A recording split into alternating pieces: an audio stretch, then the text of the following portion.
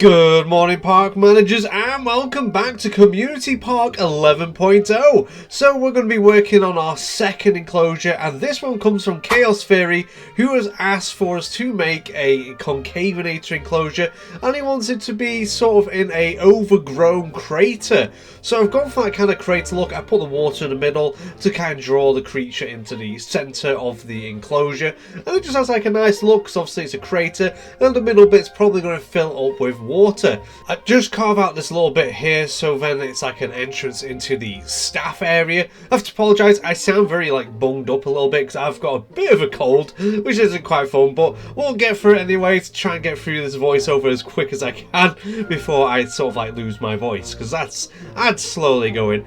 But like I said, this is going to be like a very overgrown one, so I sort of like draw out paths where the Concavenators have probably walked on a lot, and then I just do like stone barriers, or not barriers, but like stony cliffs all the way down into this like crater.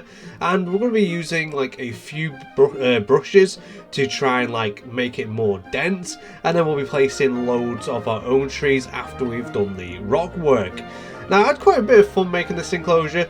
Like, you'll see at the end with how dense it is, you only get a slight glimpse of the Concavenator, and it definitely gives me that kind of Jurassic Park vibe, especially when they go and try and see the Dilophosaurus and they could never see it because of how dense the enclosure was. And this has that kind of feeling to it. It's really cool.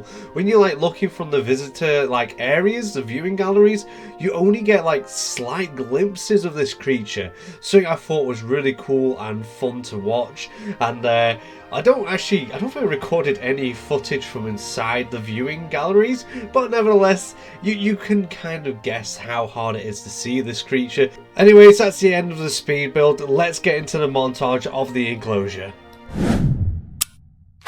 So I put it down onto random colours and patterns, and these are the two that we got from the hatchery. I'm looking at the enclosure now, I kind of feel like it maybe needs more than two in here, but nevertheless it's kind of cool the fact that it's really hard to spot these creatures and you're only going to see them like every now and then. And it's just really nice. It's nice seeing them just appear out of the overgrown, like, planted areas. And they actually do use the paths a fair bit, which is really cool to see. Just watch them sort of go around the paths and things like that.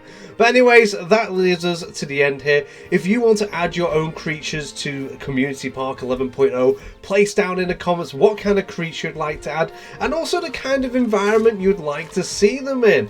Anyways, as always, thank you for watching. Until next time, I'll see you later, and I'll leave you with these two carnivores.